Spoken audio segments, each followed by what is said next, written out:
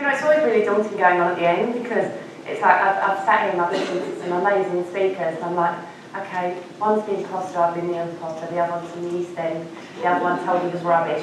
Kind of wraps it up for me. But what I'm going to try and do is I'm just going to try and tell you my story and impart some tips along the way. So where I'm going to start that story, it's really important for you to understand that the stuff that I kind of open up with, I'm not using my background as kind of currency as a story, because I wouldn't go back and change a thing. Because it's those very things that kind of made me who I am. In which case, why would I want to raise any debt? So I'll tell you the story of a young girl who grew up in quite a socially and economically challenged area in the East End of London. So the daughter of a single parent.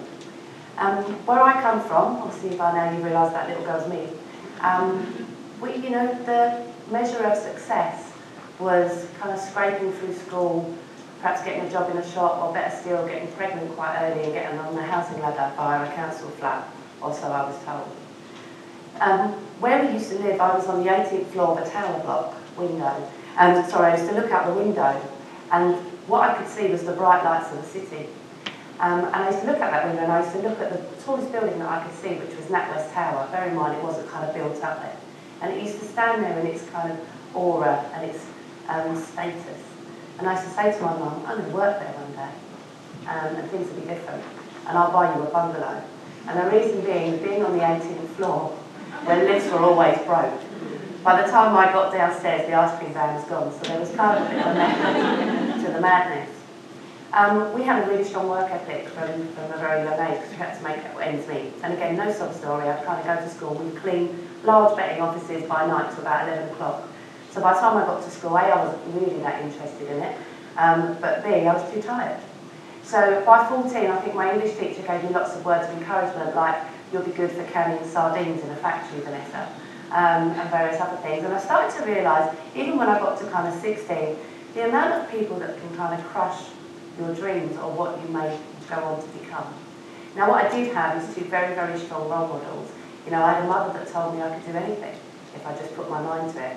I had a grandmother who ran her own business, and she kind of cut my mum off for marrying what she deemed as the local scally. I say I come from quite a mixed heritage. On one side they're Jewish, on the other side they're pearly kings and queens. You can't get any more mixed up than that. So basically, you know, I had this massive strong work ethic, and a grandmother that said, she used to quote, it's a Jonathan Winters quote, and it's, your boat doesn't come in, you have to sail out to it. And as she got a lot older and she was unable to kind of construct sentences, it used to kind of come out in lots of different ways. So, get in your boat, don't sit on the shore. Towards the end, it was mind the fish. I kind of knew what she meant. And the mind the fish was the kind of more poignant part, because there are people that will snap at you and tell you what you're capable of. And kind of throughout my career, if I'd listened to some of them, I never would have gone on to kind of do some of the things that I've done. So that girl left school at 16 with a badly crafted set of GCSE results and got on the bus with 15p and a bit of ambition. And why I did that is not only could I see the city from my bedroom window, but the film Wall Street had just come out. And although I never aspired to Gordon Gekko, I liked that environment. That was where the money was.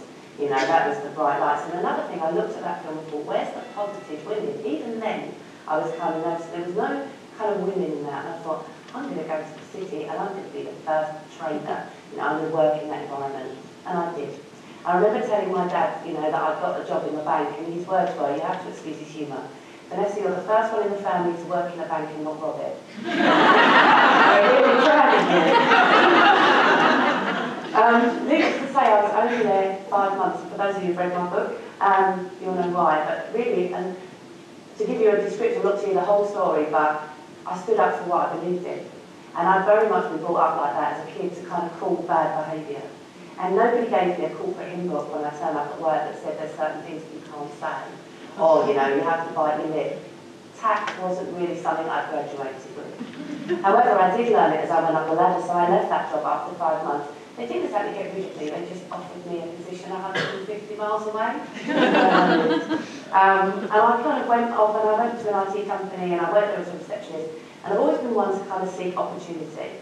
And that was another thing my nan and my mum told me. You know, grab everything that you can. Who knows where it may lead you, where the path may go. And I went to work as a receptionist, and behind me was a training department. And I always used to offer to help with them. You know, or want me to find some manuals, or is there anything I could be doing? And about 2 months into offering up my help, they offered me a part-time administrator job, so I took it. And about a month after that, my boss went on long-term sick, and the two MDs said to me, do you know what, you can continue running this department, bearing in mind I was just 18. And then when my boss was due back after about 3 months, they said, do you know what, we might not have her back, you can continue running this department. And I remember thinking, this doesn't sit right with me. My own ethics and value systems, so getting ahead as a consequence of someone else's downfall, wasn't kind of where I wanted to be. But I did think, however, you know, if they think I'm that good at her job, maybe I could go and get her job elsewhere. And that's exactly what I did. So I ended up working for a large publication house, and my job was, by this point, to arrange training. And again, never one to miss a trick. I was paying these trainers loads of money to come in and teach. And I said to my boss, do you know what, I think I can do that. I think I can teach that Windows 3.1. And essentially what it's the valuable lessons that you'll learn in your corporate career, that as you go on, if you can save the company money, everyone's a winner. So I did, and I trained the whole company over about a 9-month period, to the point I'd done myself out of the job. There was no training to manage, and I learned another valuable thing, that sometimes you do jobs and your job doesn't exist at the end of it.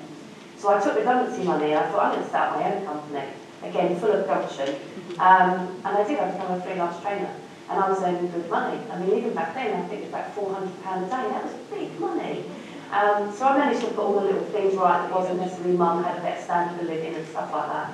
But what I didn't realise is that only after a year of earning this good money, I got a letter through the door from the tax man. And I was like, what's he got with my money? I had zero business acumen at all. I hadn't done any training or anything like that, so I quickly closed the company down, and that's arduous if any of you've ever done it. And I ran back to corporate.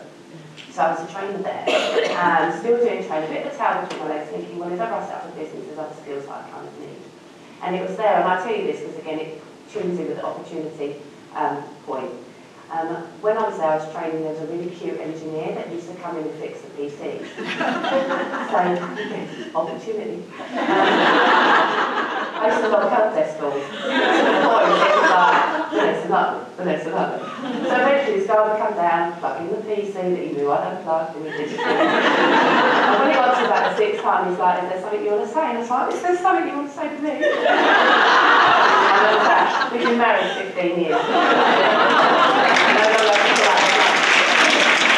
One of the things I kind of learned as we went along, so we both went into the same company. By now I'd gone into desktop support, and I was thought it was really cool. I was a girl that could take a printer apart. What they didn't know is I always ended up with spares.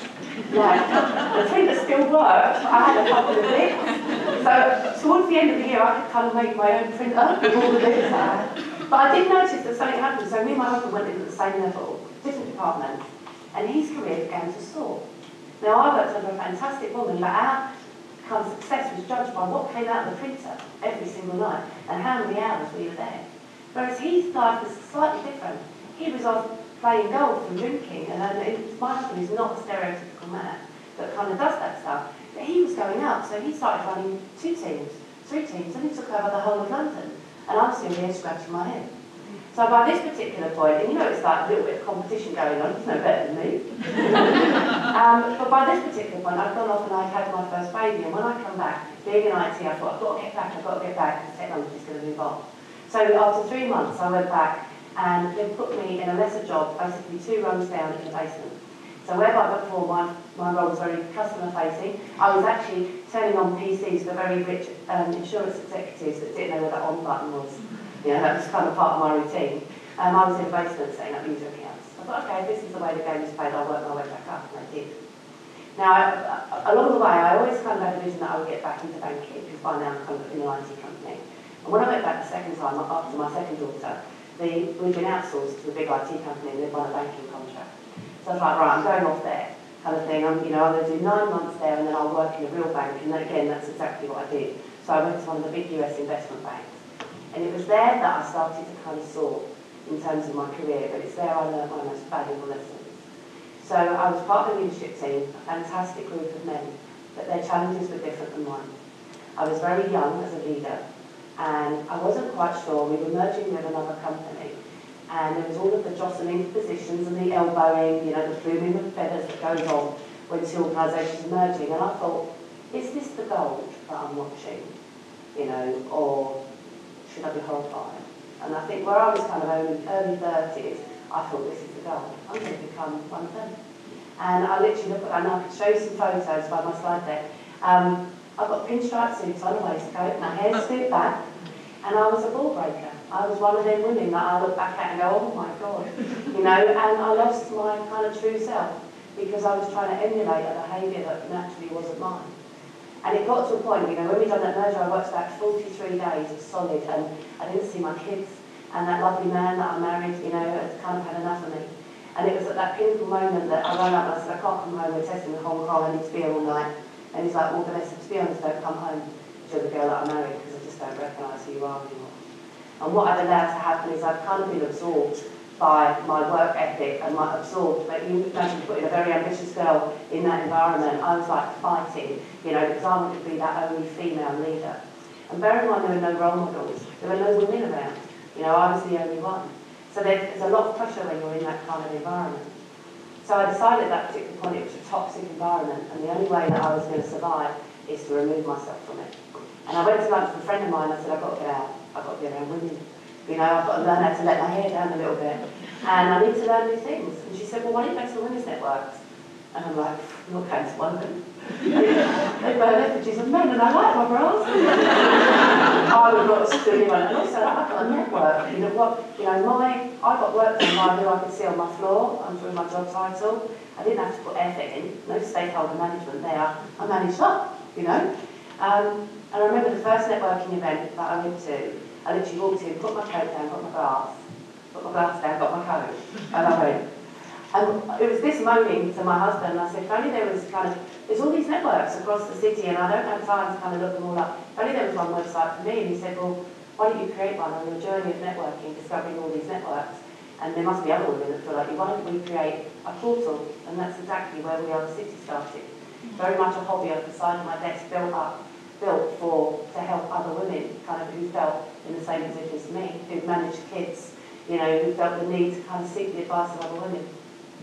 So I built up that website alongside of my husband, and actually I'll tell you the quick story. So I got back to my desk, we had this great idea, you know, over a bottle of wine we could solve the world. And it was on the Monday, and Stuart sent me an email, he's like, I bought you a present.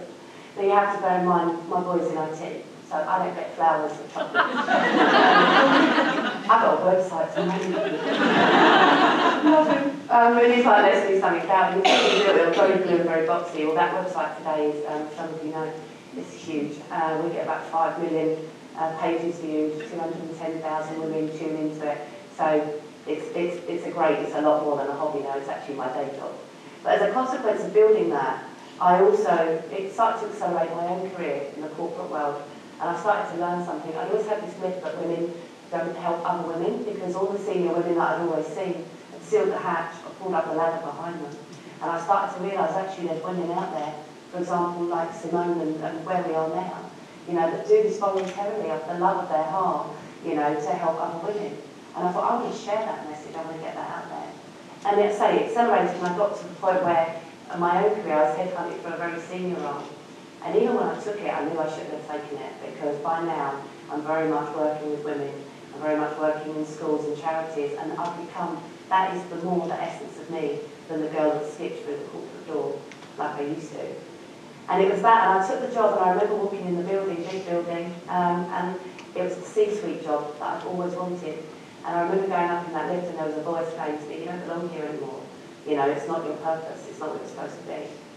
So just to culminate, there's things that I've learned along the way. So I left the corporate world in June this year, and I reintroduced myself to my kids. I was like, hi, I'm your mum. They're like, oh, we thought you were from Nelly. I've never had a Nelly.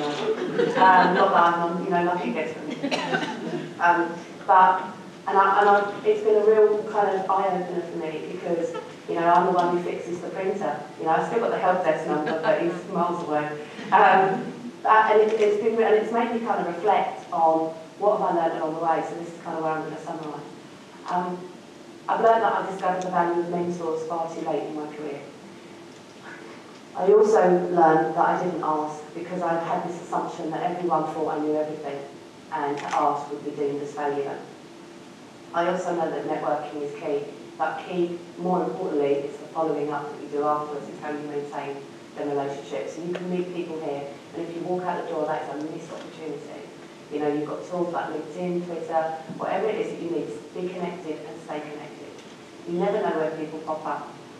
I also truly believe that giving back is a fundamental part of your career. So call it paying it forward, you know, whatever you want to do, whatever you want to deem to call it, putting your arms around the next generation, which was a point that was made earlier on.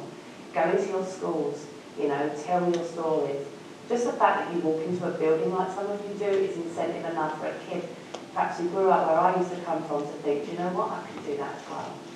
So there's lots of things I've also learned, hence the title of the talk, that, you know, there'll be people that will derail you and people that don't get your ideas. You know, when I decided to set up We Are the City, someone said to me, my best friend, I rang her up, I'm so excited. You know, I'm going to do this, I'm going to do that. And at the end of it, she went, don't get it. What do you mean? You don't get it, you're supposed to get everything, you're my best friend. And that conversation went on, and if only, you know, don't get me wrong, I think you know, I didn't listen. Also, I didn't listen to one of the bosses that told me I couldn't add up. There was one, and I've never had it in investment banking, that's another. And the best one was the one who told me that I couldn't write. So I had great pleasure sending him a copy of my book this year.